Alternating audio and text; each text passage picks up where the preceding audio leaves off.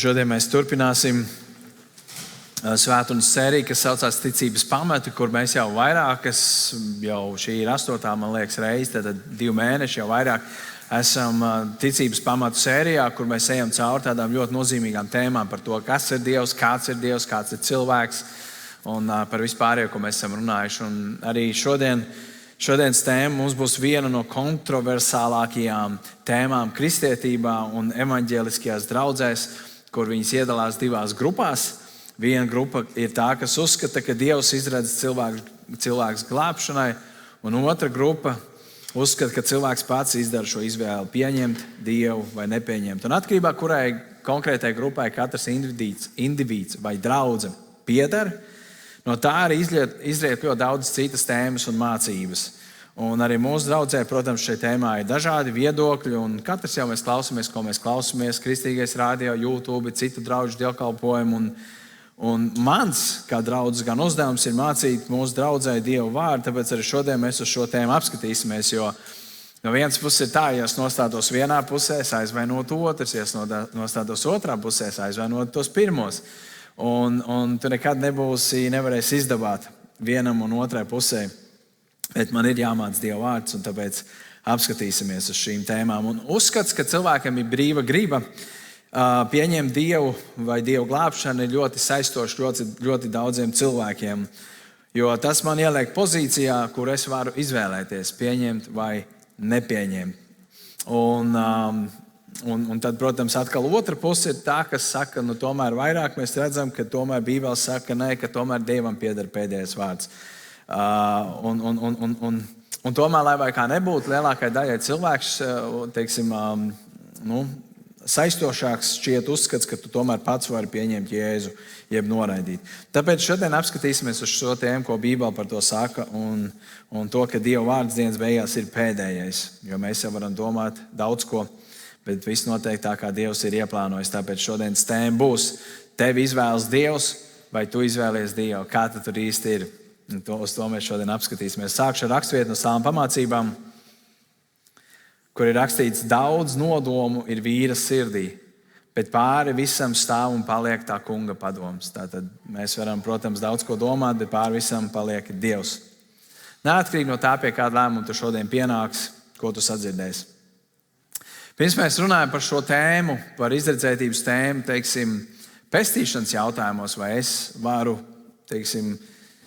ar savu glābšanu, vai mēs apstīsimies vispirms par izredzētības tēmu kā ideju vispār Bībelē. Un izredzētība kā tāda nav sveša, jo mēs to redzam vairākās vietās. Piemēram, Jeremijas grāmatā ir rakstīts: pirms es tevi radīju mātes miesās, es tevi jau pazinu, viņš saka Jeremijam, kādam kalpam. Pirms tu piedzimi no mātes miesām, es tevi svētīju un izredzēju par pravieti tautām. Mēs ieraudzām to, ka Jeremija, viņš bija izredzēts par pravieti tautām. Viņš saka, pirms es tevi radīju, pirms tu piedzimi, es tevi jau svētīju un izredzēju par pravieti tautām. Mēs ieraudzām to, ka savā ziņā Jeremijam nebija varianti baigi pretoties Dievam un teikt: es negribu būt pravietis tautām, jo Dievs viņu izredzējis. Līdzīgi mēs redzam Pāvila dzīvē, apostļu darbos, kad Pāvils tiek izglābts un viņš ir akls, un tagad Dievs runā uz Ananiju. Viņš saka, es gribu, lai te pie Pāvila uzliec rokas un dziedini viņu. Un Ananijs saka, es negribu, man ir bail. Viņš ir nācis vajāt mūs. Viņš var man nogalināt. Un tad Dievs viņam atbild: bet tas kungs viņam sacīja: ej, jo viņš man ir izredzēts ierocis nest manu vārdu tautu, ķēniņu un Izraēlu bērnu priekšā. Ej, viņš man ir izredzēts. Viņš man ir izredzēts. Un mēs redzam to, ka Dievs viņu bija izredzējis kādam īpašam uzdevumam, un to mēs redzam. Un mēs, protams, redzam, ka arī vecā derībā Dievs izredzēja Izraēlu tautu, kad Izraēla tauta būs viņa tauta. Nevis filistieši, nevis moābieši, nevis vēl tur hetieši vai vēl kādas tautas, bet tieši izrēlieši būs tā tauta, kur būs Dieva izredzētā tauta. Tāpēc izredzētība kā mācība Bībelē nav sveša, viņa patiesībā iet visur cauri. Un tad mēs nonākam pie jaunās derības. Un jaunajā derībā mēs arī to varam ieraudzīt. Un tad mēs paskatīsimies, kā tad ir jaunajā derībā, vai jaunā derībā Dievs arī izredz cilvēks glābšanai, teiksim, kādus viņš izredz un kādus viņš neizredz. Apostoļu darbu 13. nodaļā, tad, kad Pāvils sludina evaņģēliju, tur rakstīts pagāni to dzirdēdām evaņģēliju. Viņi ko darīja? Viņi priecājās, slavēja tā kunga vārdu un ticēja, cik mūžīgai dzīvībai bija izredzēti. Cik mūžīgai dzīvībai bija izredzēti. Un šajā raksturvietā mēs ieraugam to, ka jā, ir sajūta, ka Dievs ir kādus izredzējis, jo mēs dzirdam, ka priecājās, slavēja un ticēja tik, cik mūžīgai dzīvībai bija izredzēti. Savā ziņā sajūta, ka tie, kas nebija izredzēti, tad viņi nepriecājās, neslavēja un neticēja, bet tikai tie, kas bija izredzēti. Līdzīgi domu mēs redzam dažas nodaļas tālāk, kad atkal Pāvils sludina evaņģēliju, tur rakstīts, klausījās kāda Apostoļu darbu 16. nodaļa 14. pants, kā dievbijīga sieva vārdā Lidija purpura pārdevēja Tietijas pilsētā. Un te ir rakstīts, viņai tas kungs atvēra sirdi pretī Pāvila vārdiem. Viņai tas kungs atvēra sirdi Pāvila vārdiem. Ir tā sajūta, ka, jā, ja Dievs ir tas, kurš atvēra sirdi Lidijai, tad ir tā doma, vai Lidija pati varēja atvērt savu sirdi. Ja tomēr tas bija Dievs, kurš atvēra Lidijai sirdi, jo, ja Dievs nebūtu atvērs Lidijai sirdi, tad jautājums, vai Lidija būtu kļuvusi par kristieti. Tas ir tas jautājums, par ko mēs varam domāt. Un tā kā mēs skatāmies uz kādām šādām rakstvietām, ir sajūta, ka patiesībā lielu lomu spēlē tajā Dievs. Un tad mēs aizējām tālāk, tāda ļoti kontroversāla rakstvieta, Efeziešiem 1. nodaļa. Ir rakstīts viņā, tas ir domāts Jēzu, Dievs mūs pirms pasaules radīšanas ir izredzējis, lai mēs būtu svēti un nevainojami viņa priekšā mīlestībā. Pēc savas gribas labā nodoma viņš jau iepriekš nolēmis, ka mums būs viņa bērniem būt caur Jēzu Kristu. Par slavu viņa augstajai žēlstībai, ar ko tas mūs ir apveltījis savā mīļotajā dēlā. Nu šeit ir divas lietas, ko cilvēks saredz. Abas puses pretēji saredz kaut ko savādāk. Viena saredz to, ka Dievs ir izredzējis cilvēkus glābšanai, kurus viņš grib glābt. Tas te parādās, mēs ieraugam. Un tad arguments dažreiz šajā nodaļā ir tā, ka vai tad runa neiet par izrēliešiem, kurus Dievs ir izvēlējies kā savu tautu, bet tas īsti neatbilst kontekstam, tāpēc, ka šeit ir ļoti interesanta lieta, tur, kur ir rakstīts, ka Dievs ir iepriekš nolēmis, ka mums būs Dieva bērniem būt. Šis vārds viņa bērniem būt. Šis ir tāds atslēgu vārds, lai saprastu, kā šo raksturvietu skaidrot. Grieķu valodā ir divi vārdi, kas nozīmē vārdu bērni. Viens vārds ir hoitesija, un otrs ir teknon. Un šeit ir lietots tas hoitesija, kas ir saliktens, un patiesībā tas nozīmē adoptēts. Tas ir adoptēts bērns. Teknon ir bērns, kurš tāds ir kopš dzimšanas. Tā kā mēs redzam divu veidu bērnu. Viens, kurš ir piedzimis par bērnu, otrs, kurš tiek adoptēts par bērnu. Un šeit tiek runa lietots par to, kurš tiek adoptēts, kas nozīmē, Izrēlieši nav adoptēti, viņi tādi ir, tāpēc, ka Dievs viņus ir izredzējis, bet mēs pagāni esam adoptēti. Tie, kas tic Jēzum, mēs tiekam adoptēti. Šis vārds nozīmē, kas nozīmē to, ka tie var būt tikai pagāni, kurus Dievs ir izredzējis. Respektīvi, kad runa iet par pagāniem, tad arī par mums. Un otrs, kāpēc es nevaru būt par izrēliešiem, tāpēc, ka izrēlieši tādi jau, kā es teicu, bija no dzimšanas. Dievs viņus bija izredzējis, un tāpēc viņi bija tā svētā tauta. Un viņi nekļūst par Dievu īpašo tautu caur Jēzu Kristu, bet viņi kļūst tāpēc, ka Dievs viņus bija izvēlējies. Un tas ir tas arguments. Un tad mēs varam skatīties, un no vienas puses šķiet, ka šajā rakstvietā rakstīts, ka Dievs mūs pirms pasaules radīšanas ir izredzējis, lai mēs būtu svēti un nevainojami viņa priekšā. Un patiesībā tas lieliski iet kopā ar to, ka Dievs mūs izglāba un aicināja nevis mūsu nopelnu dēļ, bet tāpēc, ka Dievs savā žēlstībā mūs gribēja aicināt. Tas nebija saistīts ar mums, tāpēc arī mēs varam teikt, ka pirms pasaules radīšanas. Bet to lieliski pamato arī Timoteja vēstule, 2. Timotejam rakstīts 1.9, jo Dievs ir izglābis mūs un aicinājis. Te būs 4 lietas, ne pēc mūsu darbiem, bet pēc sava nodoma un žēlastības, kas mums dota Kristu Jēzu pirms mūžīgiem laikiem. Viņš mūs ir izglābis ne pēc mūsu darbiem, Tas nav saistīts ar mums, bet tas ir saistīts no Dieva nodoma, tas ir saistīts no viņa žēlstības, un tas ir saistīts tāpēc, ka tas tā ir noteikts jau pirms mūžīgiem laikiem. Kaut arī ir spēcīgs arguments, ka nevis Dievs pirms pasaules radīšanas bija izredzējis kādus cilvēkus, kurus viņš vēlās glābt, bet ka Dievs pirms pasaules radīšanas bija izredzējis, ka mēs būsim Dieva bērni caur Jēzu Kristu, ka respektīvi pirms Dievs radīja pasauli, viņš bija redzējis to, ka pasaule kritīs grēkā, un viņš bija izvēlējies, ka veids, kā mēs kļūsim pestīti, veids, kā mēs kļūsim par daļu no Dieva ģimenes, būs caur Jēzu Kristu. Un tas ir tas, ko iespējams Dievs pirms pasaules radīšanas bija noteicis. Un tie ir tie divi argumenti, kas tad tur īsti ir. Vai Dievs ir mūs izredzējis mūžīgai dzīvībai, ja Dievs bija izredzējis Jēzu Kristu, un tie, kas tad atsauksies, izdarīs izvēli pieņemt viņu, tad tie arī būs tie, kas būs glābti. Vēl par atklāsmes grāmatu mēs parunāsim. Tur ir 3 raksturvietas, kuras šķietami atkal apgāž vienu šo uzskatu. Šeit būs 2 vienādas raksturvietas. Mēs viņus apstīsimies abas kopā. Un to pielūgs, runa iet par zvēru, par sātanu. Un to pielūgs visi, kas dzīvo virs zemes, kuru vārdi nav rakstīti kopš pasaules radīšanas nokautā jēra dzīvības grāmatā. Aiziesim uzreiz uz nākušo 17. nodaļu, 8. pantu. Zvērs, ko tu redzēji, bija, tā tagad vairs nav. Bet tas izkāps no bezdibeņa un ies bojā. Tad atkal zemes iedzīvotāji, kuru vārdi nav rakstīti dzīvības grāmatā no pasaules iesākuma, brīnīsies redzēdam zvēru, kas ir bijis, un kuru tagad vairs nav, un kas atkal būs. Brīnīsies šis vārds. Šis abas raksturvietas, vienā rakstīts tie pielūgs, un otrā rakstīts tie brīnīsies. Kuri brīnīsies? Tie, kuru vārdi kopš pasaules radīšanas nav rakstīti dzīvības jēra grāmatā. Ja mēs paņemtu Bībeli,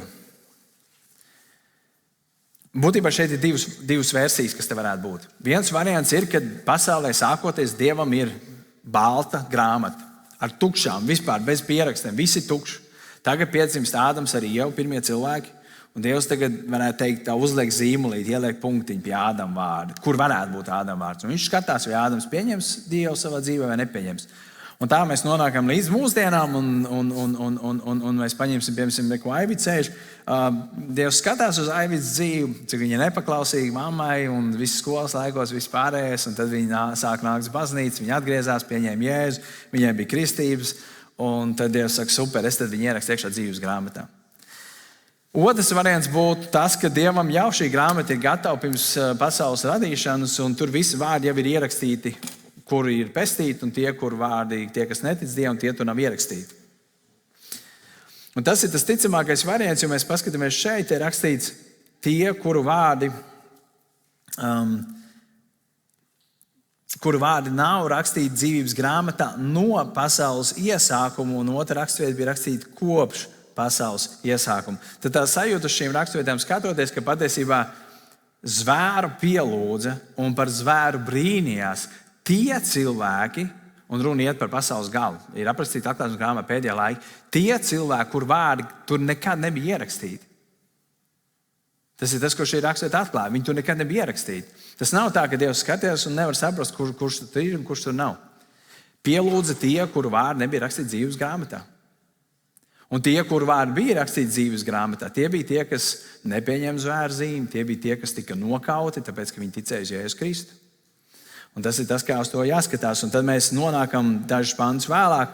Tur ir paskaidrojums, kāpēc tā ir. Jo Dievs ir devis viņu sirdīs darīt viņa gribu, Dieva gribu. Darīt vienu nodomu un nodot savu valstību zvēram, kamēr piepildīsies Dieva vārdi. Kad mēs paskatāmies uz atklāsmes grāmatu, iemesls, kāpēc atklāsmes grāmata ir ļoti detalizēti pierakstīta, un atklāsmes grāmata ir tā, kas vēl notiks. Tas tikai vēl būs. Tāpēc, ka Dievs to visu ir kārtīgi izplānojis līdz pēdējai detaļai, kas parāda to, ka Dievs te ir rakstīts, Dievs ir viņu sirdīs licis darīt Dieva gribu. Jo viņu vārdi nav rakstīti dzīves grāmatā, un tāpēc viņi izdara to, ko Dievs ir ieplānojis, lai viņi izdarītu. Lai beigās varētu nākt Jēzus, sakaut sātanu ar visiem cilvēkiem, kas netic, un tādā veidā Dievs iegūst uzvaru. Un tomēr, lai vai kā nebūtu, mēs nevaram pateikt, cik smalki Dievs ir visu iepriekš noteicis. Nevaram. Tāpēc, ka mēs nevaram pateikt, cik īsti liela vai maza ir mana brīvā izvēle.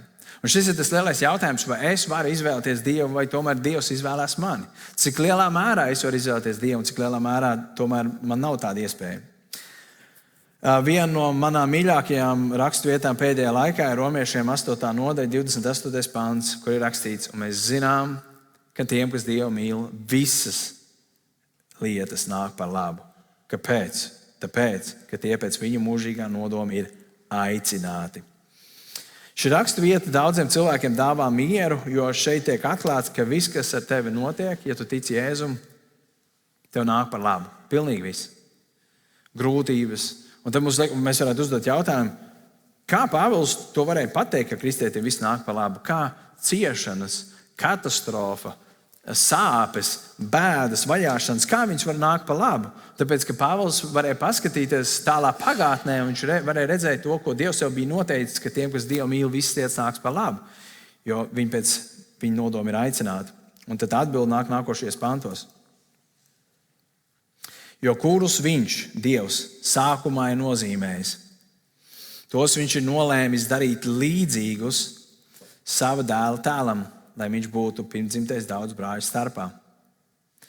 Bet kurus viņš ir iepriekš nolēmis atpestīt, tos viņš ir aicinājis, kurus viņš ir aicinājis, tos viņš ir taisnojis, bet kurus viņš ir taisnojis, tos viņš ir pagodinājis. Palielam visi teologi šajā raksturvietā atzīst sekojošo kārtību. Te ir rakstīts, kurus viņš nozīmējis, tos viņš ir nolēmis atpestīt, tos viņš ir aicinājis, tos viņš ir taisnojis un tos viņš ir pagodinājis. Mums varbūt liekas, kas tur īsti ir, bet tur ir vesela teoloģija iekšē, mēs ieraugam. Visšiem būtībā tā nozīmēšana tā jau ir notikusi, aicināšana tā ir notikusi, tad, kad Dievs tevi ir aicinājis. Taisnošana notikusi pa daļai, tad, kad tu uzticēji savu dzīvi Jēzum Kristum, viņš tevi darīja taisnu, bet tu vēl neesi taisns, tu vēl tiec darīts taisns. Bet tas vārds pagodinājis arī ir rakstīts grieķu valodā, it kā tas jau būtu noticis. Bet pagodināšana bībeliski, šis vārds, pats pēdējais vārds, pagodinājis, nozīmē to dienu, ka mēs stāvēsim pie Dieva troņa priekšā, ka mēs būsim debesīs, ka mēs vairs nebūsim šeit šīs zemes. Kā Dievs var pateikt, ka mēs jau esam it kā pagodināti, kaut arī neesam pagodināti, tā it kā mēs būtu pagodināti? Tas parāda to, ka, un šeit parādās milzīga drošība. Ja Dievs tev apsola pagodināšanu, tā it kā tas būtu noticis, un taisnošana un aicināšana, tas tev patiesībā dod milzīgu drošību, jo tu apzinies to, ka nekas šeit tev nevar mainīties. Ja Dievs tev ir aicinājis, ja Dievs tev ir taisnojis, tad viņš tev arī pagodinājis. Ja no mūsu skatu punkta skatoties, viņš mūs pagodinās, bet Bībele saka, viņš jau tevi ir pagodinājis, kaut arī tas vēl nav noticis. Citiem vārdiem sakot, Dievs saka, tas jau ir noticis, kaut arī tas nav noticis. Saprotiet, ko es saku? Tāpēc iepriekš izredzētība ticīgam cilvēkam teorētiski būtu jādāvā mierinājumu, jo tu vari būt drošs, ka Dievs pabeigs iesākto darbu. Ka tas kaut kur pa vidu neapstāsies. Kā pilnā Liepā ir ar mājām celtām, kuras ir uzceltas, karkas ir, varbūt jumts ir, un tad skaties, loga nav un mājas stāv tukšs gadiem. Dažādi apsvērumi dēļ šī māja netika pabeigta. Dievam tādu projektu nav un nebūs. Tas projekts, ko Dievs iesāk, viņš viņu pabeidz un laikā, savā laikā, ne pēc termiņa beigām vai kā tur. Patiesībā, ja jūs paskatīsieties uz jauno derību, uz visām vēstulēm, jūs varbūt esat piefiksējuši, cik bieži vēstuļu autori slavē Dievu par viņa žēlastību un mīlestību. Paldies Tev, Dievs, par žēlastību, mēs Tev pateicamies par glābšanu, ka tas viss ir Dieva darbs un tas nav bijis atkarīgs no mums. Mēs visu caur to redzam Bībelē. Visu caur, visu laiku, lai slavē, visas vēstules sākās un beidzās ar vieniem tiem pašiem vārdiem. Lai slavēts ir mūsu kungs Jēzus Kristus, kas dāvājas žēlastību. Un kad viņš beigās noslēdz, lai Dieva žēlastība bagātīgi ir ar jums visiem. Visu laiku tādā veidā notiek šis vēstules. Un to mēs redzam Efeziešos 2. nodaļā. Ļoti labi rakstiet, jo no žēlastības jūs esat pestīti ticībā. Tas nav no jums. Tā ir Dieva dāvana. Ar darbiem, lai neviens nelielītos. Nav absolūti nekas, ko mēs varam parādīt Dievam un pateikt Dievam, redz, Dievs, palstoties uz šo, redzi, tev vajadzētu man glābt vai tam līdzīgi. Okay.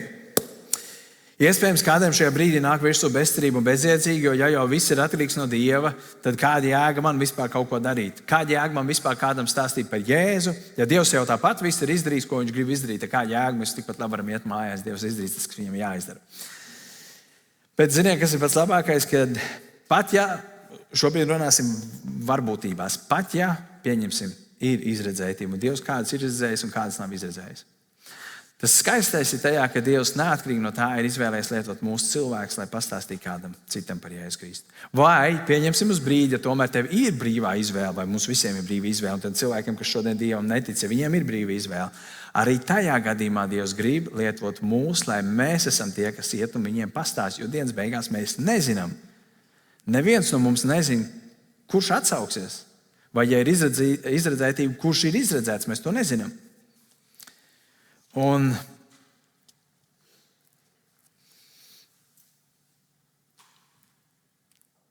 man patīk, kā Pāvils saka, kāpēc Pāvils bija gatavs iet sludināt evaņģēliju un dabūt pa muti, dabūt pa muguru, tikt iemestam cietumā. Vienmēr sakot, viņš gāja, lai viņu sasistu, visur, kur viņš gāja. Un viņš to lieliski atklāja Timotejam. Viņš saka, kāpēc viņš to visu dara, kāpēc viņš panes. Tāpēc es visu panesu, visu izredzēto dēļ, lai arī viņiem, izredzētiem, būtu daļa pie pestīšanas, kas dod Kristu Jēzu un pie mūžīgās godības. Pāvils atzina šajā tekstā, ka viņš ir gatavs iet un ciest, sludinot evaņģēliju izredzēto dēļ. Un šis vārds izredzēto šeit ir elektos, no kā nāk angļu valoda election, vēlēšanas, izredzētība, izvēlēties. Pāvilam visas vajāšanas nebija par šķērsli, lai viņš ietu un sludinātu cilvēkiem par Jēzu Kristu. Viņš bija gatavs to visu darīt un ciest, lai izredzētie viņi varētu sadzirdēt evaņģēliju, atgriezties, piemēram, Apostoļu darbu 16. nodaļa. Lidija dzirdēdama viņa vārdus, Dievs atvēra viņai sirdi, vai 13. nodaļa Apostoļu darbos, un pagāni to dzirdēdami slavēja, priecājās un ticēja, cik mūžīga dzīvība bija izredzēta. Lai tas varētu notikt, kādam ir jāiet un jāstāsta par šīm lietām. Un savā veidā Pāvils teica tā: es nezinu, kur tie ir. Es nezinu, kurā pilsētā es ieiešu, kurš ir izredzētais. Es vienkārši sludinu visiem. Kaut kur man iedod pa muguru, kaut kur man iemet cietumā, bet tajā visā procesā kāds dzird evaņģēliju un viņi atgriežas. Viņš saka, un man ar to pietiek. Es izdaru savu daļu. Un izredzētie pēc Pāvila vārdiem dzirdēdam atsauksies un tiks glābti. Un tad lielais jautājums ir, vai Dievs ir izredzējis tos, kur dzirdēs un atsauksies, ja tomēr ikvienam ir iespēja atsaukties. Ka ikvienam ir brīva griba, un tāpēc arī attiecīgas sekas par lēmumu uzņems pats cilvēks. Tas no vienas puses liekas ļoti loģiski. Un tas, kas ir grūti saprotams šajā tēmā, ir, kāda loma ir manai izvēlei. Ja man vispār tāda ir, ja man ir izvēle. Un es gribu pateikt vienu lietu. Es sākšu ar to, ka šī tēma ir problemātiska no 1. gadsimta sākot. Teologi, mācītāji, baznīcas draudzes ir strīdējušās, cīnījušās, lai pierādītu katru savu pozīciju. Viens saka, nē, Dievs ir mūs izredzējis, otrs saka, nē, tev pašam ir brīva izvēle. Un kas ir interesanti, pagājuši, teiksim, kopš jaunās darības sarakstīšanas 2000 gadi, un nevienā koncilijā viņi nav spējuši vienoties. Labi, ir bijuši konciliji, kurā viņi ir spējuši vienoties. To vienu mācību atzinuši pa maldiem, un tomēr laikam ejot, nekas nemainās. Un tad pienāk 15. 16. gadsimts, tad ir Kalvins no Francijas pasludina kalvinismu, kas ir tikai un vienīgi no Dieva žēlstības. Tev nav nekāda izvēle. Dievs izredz gan cilvēkus debesīm, gan cilvēkus ellē, un tad pēc tam nāk holandiešu teologs Jākobs Armjāns, kurš saka, nē, tomēr Dievs neko neizdara, nekādas izvēles, bet cilvēks pats izdara izvēles, un tad viņi tur kaujās un cīnās, un tad katrs cilvēks izvēlas, kurā pusē viņš grib pieslieties. Un tas ir tas jautājums, par ko mēs šodien mēģinām atbildēt.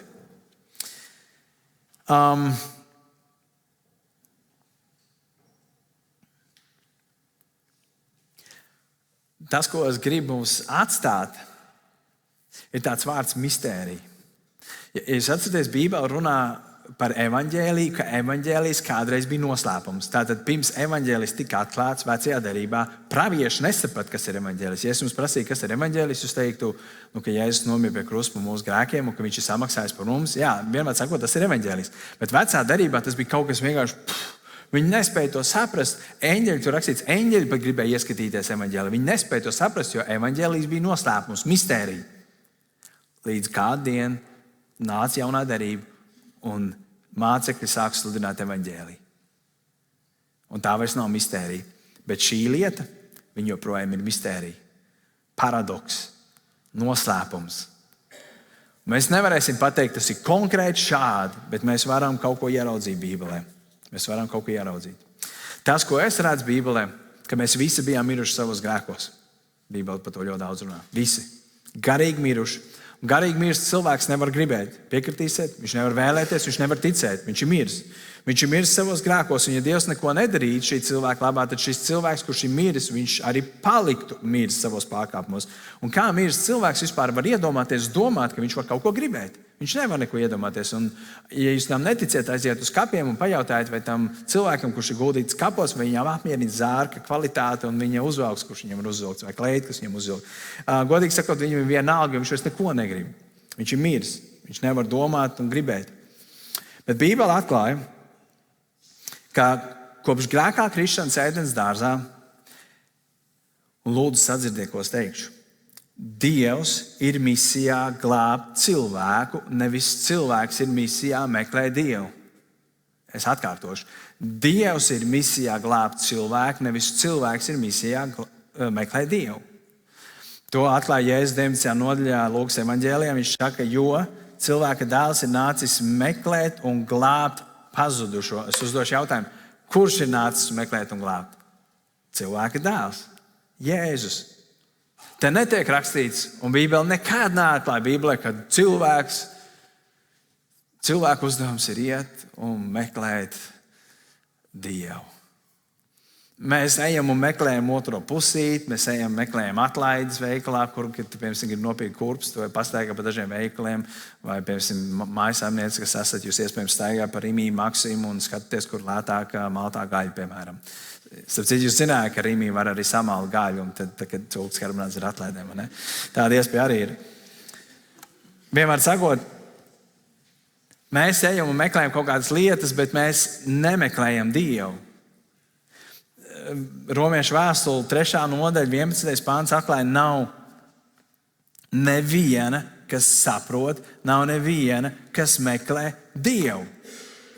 Mums pamatā tas ir jāsaprot, ka mēs cilvēki pamatā esam grēcīgi, mēs nemeklējam Dievu, mēs bēgam no Dieva, mēs mūkam no Dieva. Tas ir tas, kāpēc bērns arī tad, kad viņš ir nogrēkojis, vai samalojis, vai sazadzis, vai viņam saplīs, vai, piemēram, mūtenē bingam saplīs telefons, viņš viņiem ir gruškastē, lai paslēptu. Tie, kas vecāki skatās bingu, tie zina, pārējie nezina, par ko es runāju. Kāpēc viņš paslēpj? Tas ir cilvēka dabā, tad, kad viņš ir grēkojis, slēpties no Dieva. Paslēpt to grēku, apslēpt to grēku. Mēs neejam meklēt Dievu. Nav neviens cilvēks, kurš saprot, un nav neviens cilvēks, kurš savos spēkos iet un meklē Dievu. Un tas ir iemesls, kāpēc Dievs ir misijā meklēt un glābt pazudušos. Dievs ir tas, kurš spēr to pirmo soli. Un tad mēs ieraudzām 3 vietās, Jāņa evaņģēlijā, 6. nodaļā. 3 vietās mēs redzam sekojušo. Atkal, neviens nevar nākt pie manis, tas ir pie Jēzus, ja viņu nevelk tēvs, kas man sūtīs. Neviens cilvēks nevar nākt pie Jēzus, ja viņu vispirms nevelk tēvs, kur viņu ir sūtījis. Tas nav tā, ka mēs varam iedomāties, es sēžu mājās, baigi sūdīgi, man ir dzīvē kaut ko vajadzētu darīt. Jāiet uz baznīcu, jāmeklē Dievs. Nē, tā nav. Ja tev ienāk tāda doma, tad tas ir pirmkārt tāpēc, ka Dievs tevi meklē. Piemēram, Kristīna, šodien bija skatos, tāpēc tev pieminēšu. Tu atradi akmeņus. Nē, tu viņus neatradi, viņi atrada tevi. Tie, kas nezina, vienmēr sakot, viņi nāca pie Dieva caur to, kad uz ceļa bija akmeņus, kuriem bija rakstīts Bībeles rakstvietas, un viņi atrada vairākus tādus. Dievs tev sāk meklēt. Dažreiz pat Dievs pieļauj dažādas situācijas mūsu dzīvē un nospiež mūs uz ceļiem, kā mēs tikko dziedājām vienā no dziesmām, ka tu mūs noliec uz ceļiem. Viņš pieļauj dažādas dzīves apstākļus, un tiem, kas Dievu mīl, piemēram, ja mēs skatāmies, Dievs mūs nospiež uz ceļiem, lai kaut ko mūsos izdarītu. Tieši tāpat, ja Dievs grib mainīt mūs, ja Dievs grib mūs vilkt tuvāk pie sevis, viņš saka, ok, nospiedīšu tevi uz ceļiem. Un tad, kad cilvēks ir uz ceļiem, tad viņš sāk saukt uz Dievu. Pārsvarā Dievs, tas ir cilvēks atsaucās Dievam, tad, kad viņam viss ir sūdīgi dzīvē. Otra raksturvieta no tās pašas nodaļas ir, Jēzus atbildēja viņiem, tas ir Dieva darbs, ka jūs ticat Jēzum tam, ko viņš ir sūtījis. Tas ir Dieva darbs. Tas nav tavs darbs. Tu nevari pats ticēt. Ja tu tici uz Jēzus Kristu, tas ir Dieva darbs. Un pēdējā raksturvieta nodaļas beigās, Jēzus saka tā, bet ir kādi jūsu starpā, kas netic. Jo Jēzus no paša sākuma zināja, kas ir tie, kas netic, un kas ir tas, kas viņu nodos. Un viņš sacīja, tāpēc es jums esmu sacījis, ka neviens nevar nākt pie manis, ja tas viņam nav tēva dots. Atkal 3. reizi viņš to pasaka šajā raksturvietā, ka neviens nevar nākt pie manis, ja tas viņam nav tēva dots. Un skatieties, kas notika. 66. pants, 6. nodaļa, 66. pants, 666. Neko vienkārši interesanti. No šī brīža daudzi viņa mācekļi atkāpās un vairs nestaigāja viņam līdzi. Daudzi mācekļi atkāpās un vairs nestaigāja līdzi. Bet atbildi jau ir 44. pantā, jo Jēzus no paša sākuma zināja, kas ir tie, kas netic. Viņš redzēja, ka viņam seko čupa cilvēkiem, bet viņi netic. Jēzus zināja, ka viņam ir viens no mācekļiem, kas piesavinās naudu. Viņš zināja, ka Jūdi ir tas, kas viņu nodos. Tas jau bija ierakstīts. Vecajā derībā par to bija pravietots, ka viņi nodos par 30 sudraba gabaliem un ka tuvākais viņam pagriezīs savu vaigu. Tas bija Jūda, viens no viņa mācekļiem. Viss bija izplānots līdz pēdējai detaļai. Dievs to visu zināja. Un tad ir liels jautājums. Mēs varam uzdot jautājumu, vai Jūdam bija iespēja nebūt Jūdam, Iskariotam un nenodot viņu. Ja mēs skatāmies uz Pāvilu, tas ir uz Pētera grēku, un mēs skatāmies uz Jūdas grēku. Viens noliedz, otrs nodeva. No vienas puses abi divi grēki ir vienādi, abi divi ir piedodami. Viens gāja pie Jēzus, otrs negāja pie Jēzus. Jautājums, vai Jūda arī varēja iet pie viņa? Tehniski viņš varēja iet pie viņa, bet ja par viņu bija pravietots, ka viņš ir tas atkrišanas zēls, jautājums, vai viņam bija vispār brīva izvēle?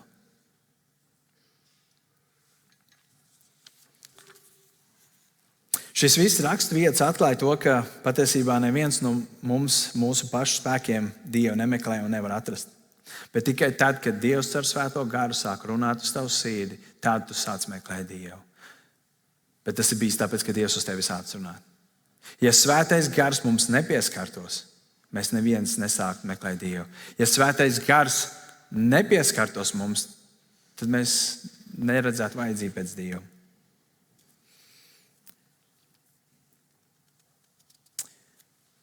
Un tāpēc es redzu, ka tad, kad Dievs mūs glābi, tad tas ir tāpēc, ka tā ir viņa lielā žēlstība pie mūsu sirdīm, mūsu dzīvēs. Tas nav tas, cik daudz es varu, bet cik daudz Dievs ir darījis. Un es domāju, manī tas vairo bijību un žēlstību, mīlestību pret Dievu, kad es ieraugu to patiesībā, cik Dievs ir labs pret mani bijis. Un pret katru vienu, kurš šķietam viņš ir izredzējis. Tā nav pelnīta glābšana, bet tā ir kaut kas, ko viņš dod par brīvu. Un tad mēs nonākam pie otras puses. Jo iespējams, ka iepriekš izredzētība var arī ievest kādu cilvēku depresijā un izmisumā un bezcerībā, jo tad sanāk, ka es esmu pilnībā atkarīgs no otra cilvēka, šajā gadījumā no Dieva, kad ko tad es varu izdarīt, jo kā?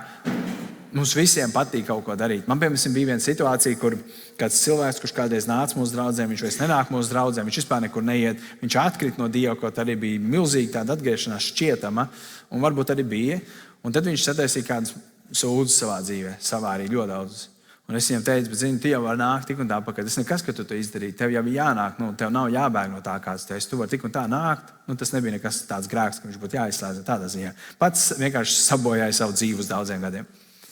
Viņš teica, nē, es vispirms gribu izsrapt to putri. Es vispirms gribu tikt no tā visu vaļā, un tad es nākšu. Tas nav tas, ko Dievs no mums sagaida. Dievs negrib, lai mēs paši iztrabam to putru, bet Dievs grib, lai mēs nākam pie viņa, kā mēs esam. Un mums iekšā cilvēkiem ir tā tendence pašiem kaut ko mainīt. Es pats varu izlabot. Ja es sataisīju kaut kādas muļķības, tad es pats centīšos izlabot. Bet tas, ko Dievs saka, nē, nesāc labot, jo tu zini, kas būs vēl sliktāk. Un mēs sakām, nē, sliktāk jau vairs nevar būt. Un tad mēs izdarām kaut ko un ir sliktāk. Un tad liekas, labi, ir Dievs, un tad ņem tagad. Un Dievs saka, paldies tev. Dievs grib, lai mēs nākam pie viņa. Un Dievs tad paņem, un viņš mūs maina. Tā ir Patiesībā, tad, kad tev nav nekā cita, kā vienīgi Dievs, uz ko paļauties, tāpēc arī Bībele saka Amazing Grace. Tā dziesma. Abrīnojamā žēlstība. Mēs saprotam, ko es vispār varu izdarīt. Bet tad ir kādas rakstu vietas, kas mums liek domāt par pretējo. Piemēram, bet kā tad ir ar 1. Timoteju vai tur, piemēram, vēl kādām rakstietēm, kur rakstīts, ka Dievs grib, lai visi cilvēki tiek izglābti un nāk pie patiesības atziņas. Patiesībā vēl vairāk mēs varam teikt, Dievs grib. Viennozīmīgi mēs pēc šīs raksturvietas varam pateikt, Dievs grib, lai visi cilvēki nāk pie grēka atziņas, lai viņi tiek izglābti. Bet, ja Dievs viņus nav izredzējis, tad kāpēc Dievs grib kaut ko, kas vispār nav iespējams? Tas būtu ļoti loģiski. Vai, ja ir brīvā izvēle, tad liekas ļoti loģiski, lai visi cilvēki nāk pie Dieva. Un tāpēc šis būtu tāds pretarguments, ka, ja jau Dievs grib, ka visi cilvēki tiek izglābti, tad Dievs noteikti nav kāds izredzējis ellē. Bet kas ir ļoti interesanti. Tikai tāpēc, un tas ļoti jocīgi skan, un pat liekas nepareizi, bet tas ir fakts, tikai tāpēc, ka Dievs šajā gadījumā to grib, nenozīmē, ka tas tā notiek. Patiesībā tieši otrādi tas tā nenotiek. Ja lielākoties tas tā nenotiek. Ļoti jocīgi skan. Dievs grib, lai visi cilvēki tiek izglābti, bet tas tā nenotiek. Skatieties, ko Jēzus teica. Ieiet pa šaurajiem vārtiem, jo vārti ir plati un ceļš ir plats, kas aizved uz pazušanu. Un daudz ir to, kas par tiem ieiet. Jēzus pateica tā, plats ceļš un plati ir vārti, kas aizved uz elli. Un daudz ir, kas par to staigā. Bet šauri ir vārti un šaurs ir ceļš, kas aizved uz dzīvību, un maz ir to, kas to atrod. No vienas puses gribās teikt, ja jau nav izredzētība, tad kā Jēzus varēja zināt 2000 gadus atpakaļ, kad lielākā daļa cilvēku aiziet uz elli un tikai daži cilvēki aiziet uz debesīm, kaut arī Bībele saka, ka Dievs grib, lai visi cilvēki tiek izglābti.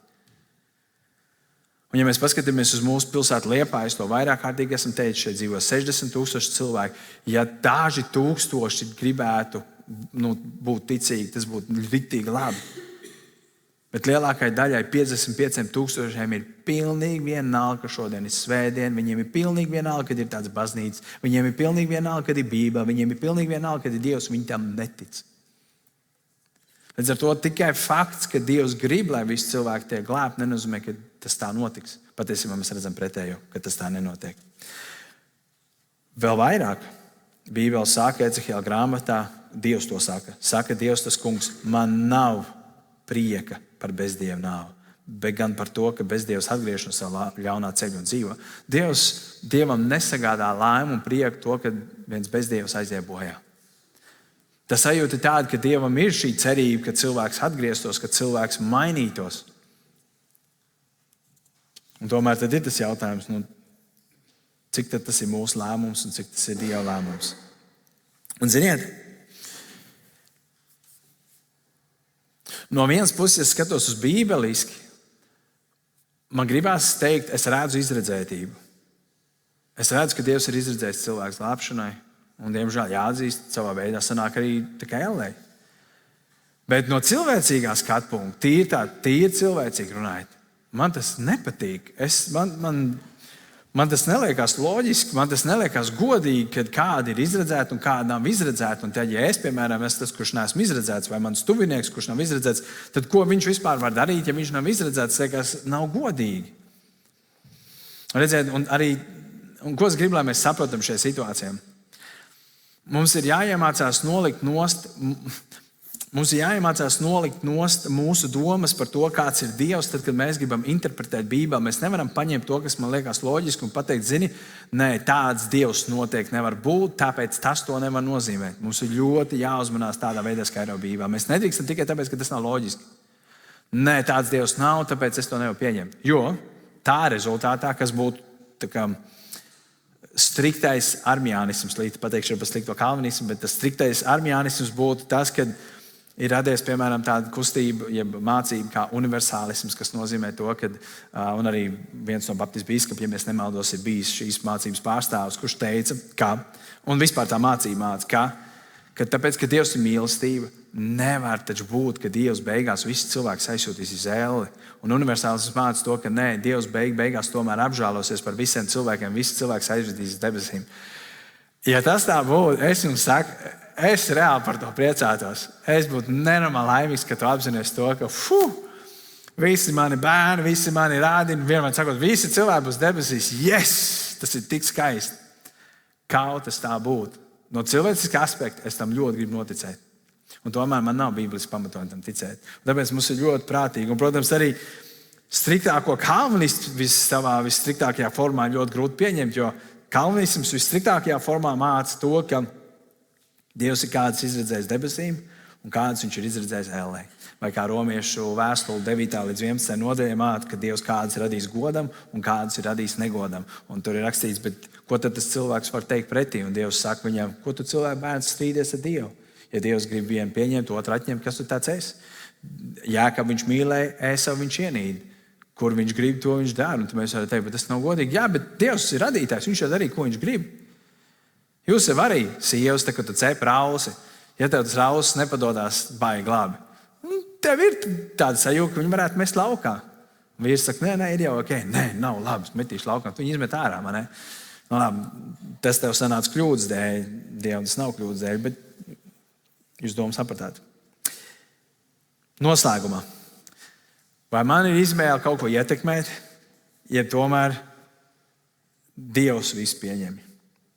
Vai man ir brīva grība, ja man nav brīva grība? Un pāri visam man gribās teikt, ka tā pirmā raksturvieta, uz kur mēs skatījāmies, ka pāri visam ir un paliek Dieva nodoms. Es varu domāt, kā es gribu, es arī kā es gribu, pāri visam paliek Dieva nodoms. Un pēdējā raksturvieta, ko es gribu pieminēt, ir no Filipiešu vēstules. Jo Dievs ir tas, kas jums dod gribu un veiksmi, jeb izdošanos pēc savu labā prāta. Konteksts šajā raksturvietā ir par to, ka tad, kad kāds ir kļuvis par Dieva bērnu, dienas beigās tas ir Dievs ar svēto garu, kurš dzīvo mūsos un paveic savu darbu. Un tas ir Dievs, kas mums dod gribu un veiksmi pēc savu labā prāta. Ja Dievs ir tas, kas mūs izredzēja, un viņš ir apsolījis mūs ievest mūžīgā dzīvībā, tad tas 100% tā arī notiks, ja Dievs to ir izdarījis. Bet, ja ir brīva grība, tad vai es varu būt drošs, kad es aiziešu līdz galam? Es jums uzdošu jautājumu vienu, uz kuru mēs skatīsimies nākošo svētdienu. Nākošo svētdienu mēs runāsim par to, vai tu vari būt drošs, ka tev ir mūžīgā dzīvība. Un es tev uzdošu jautājumu, kā tu zini, kad tu būsi debesīs, kad tu nomirsi? Vai tu vari būt drošs, ka pēc gada tu joprojām ticēsi? Jo viens veids būtu, tu vari pateikt, nē, balstoties uz to, kam es šodien ticu, es zinu, kad es tur būšu. Bet kā tu zini, ka tu pēc gada tam ticēsi? Ja tev ir brīva izvēle, kā tu zini, ja tu pēc gada vēl ticēsi Jēzum? Nē, es zinu, kad es viņam ticu. Ziniet, ko mēs tik neesam redzējuši? Kādus cilvēkus, kas ir bijuši tādi mācītāji, tādi sludinātāji, tādi slavēšanas vadītāji, tādi kristieši, ka par citiem domā, tas vienkārši deg. Kaut kādas lietas notika viņa dzīvē. Viņš pilnībā aizgāja prom no ticības. Kas tur notika? Viņš izdarīja izvēles, viņam bija brīva griba, ja tomēr pār visam stāv Dievs. Tas ir tas, par ko mēs runāsim nākošo svētdienu. Tā arī būs ļoti laba tēma. Kā tu vari būt drošs, ka tu vari nepazaudēt glābšanu? Ja varbūt, ka tu vari pazaudēt, varbūt, ka tu nevari būt 100% drošs. Varbūt, ka tu nebūsi nākošais svētdienas šeit, jo kaut kas notiks nākošajā nedēļā, un tu esi neticējis. Par to mēs domāsim nākošo svētdienu. Bet es jums uzdošu ļoti vienkārši jautājumu tagad. Tas nav trika jautājums. Kurš sarakstīja vēstuli romiešiem? Pāvils. Vai patiešām? Jeb Dievs? Dievs ar Pāvilu. Pāvils vai Dievs? Jūs nevarat atbildēt. Ļoti vienkārši jautājums. Jā, Pāvils sarakstīja. Jā, bet Bībele saka, ka visi šie raksti Dieva iedvesti. Tagad Dievs sarakstīja. Nē, gluži arī nē. Labi. Kurš dzīvo tavu kristiešu dzīvi? Pāvils saka, cik es tagad dzīvoju miesā, tad Pāvils saka, es dzīvoju. Viņš saka, bet ne es, bet viņš, Svētais Gars, Dievs, Jēzus. Pagaidā, kurš dzīvo? Tu vai Jēzus? Pāvils arī nezināja, kurš dzīvo. Ļoti vienkārši jautājums. No vienas puses varētu teikt, nē, es dzīvoju. Labi, jā, par tām sliktām lietām varētu teikt, ka tas esi tu. Bet, ja kāds teikt, nē, Dievs dzīvo, tad paprasti savai sievai, vīram, viņi tiešām teiks, ka viņi precējušies ar Dievu. Noteikti, ka tur no Dieva nekā daudz nebūs. Tad jautājums, tad cilvēks dzīvo vai Dievs dzīvo? Es nezinu. Mēs pat nevaram atbildēt tik vienkāršiem jautājumiem. Kāpēc es to saku noslēgumā?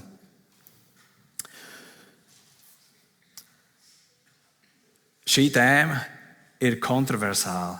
Tik kontroversāla, ka striktākais kalvinisms pret striktāko armijānismu ir kāvušies. Viņi saka, tā, ja tu tam tici, tu neesi pestīts cilvēks. Šitie saka, ja tu tam tici, tam trakākiem gadam, tu arī neesi pestīts cilvēks. Viņi tur izkaujās un viss notiek.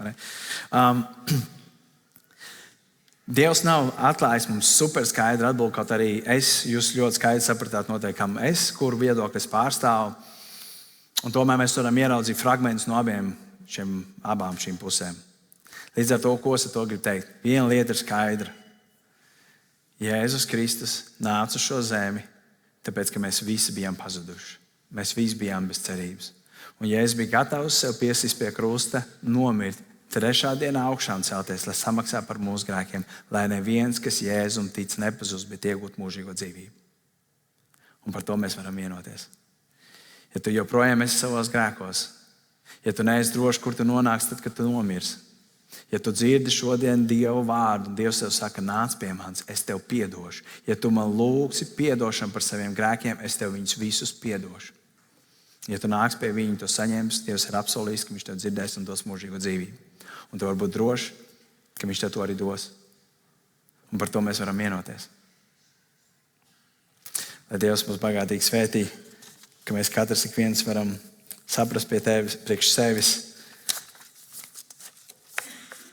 vai es izvēlējos Dievu, ja Dievs izvēlējās mani. Es redzu, ka Dievs izvēlējās mani. Un es par to esmu mūžam pateicīgs.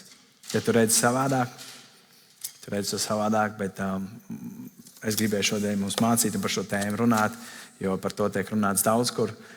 Un ir svarīgi, ka mēs to redzam kontekstuāli kāds ir. Lūksim Dievu. Paldies Tev, debes Tēvs. Paldies par to, ka Tu mūs esi tik ļoti mīlējis, ka vai Tu biji izredzējis mūs pirms pasaules radīšanas, vai Tu biji izredzējis Jēzu pirms pasaules radīšanas. Mēs nevarēsim atbildēt konkrēti par 100% uz šo jautājumu. Acīm redzot, nekad. Ja 2000 gadus mēs neesam spējuši rast atbildi Dievs, tad acīm redzot, šī būs mistērija. Šis būs tas paradoks, uz kuru mēs nespēsim nekad tā arī īsti rast atbildi. Bet Tēvs, paldies par katru vienu, kurš ir atsaucies Tev. Vai tā ir bijis viņa paša izvēle, vai tomēr Tu katru vienu no viņiem esi izredzējis mūžīgai dzīvībai pirms pasaules radīšanas. Paldies par to, ka Tu izredzēji cilvēkus, ka Tu aicināji cilvēkus, Tu taisnoji un Tu arī apsolīji, ka Tu pagodināsi. Un paldies, ka Tu to dari šodien. Paldies, ka Tu pievedi jauns cilvēks arī mūsu draudzē, Dievs, ka mēs konstanti varam piedzīvot, ka cilvēki uztic savas dzīves Tev, Jēzu. Un mēs zinām, tas nav vispār atkarīgs no mums. Mēs varam tikai pasludināt evaņģēliju, bet pārējo izdara Tavs vārds, un mēs gribam uzticēties Tev. Un Tēvs, ja šeit ir kāds, kurš vēl Tev nepazīst kā savu kungu un glābēju, kurš varbūt dzirdot šodien domā, kur viņš garīgi atrodas, es lūdzu, Jēzu, ka Tu palīdz viņam ieraudzīt, ka vienalga kā ir, ja viņš šodien dzirdēja Tavu balsi, Tēvs, viņš var nākt pie Tevis un teikt, Jēzu, piedod man. Un Tu viņam piedos, jo Tu esi apsolījis. Tēvs, paldies par to, ka Tu glābi un turpinās glābt. Līdz pagānu skaits būs pilns, un tad arī mēs visi varēsim būt pie Tevis debesīs. Lai svētīts ir Tavs vārds. To lūdzam Tavā vārdā. Amen.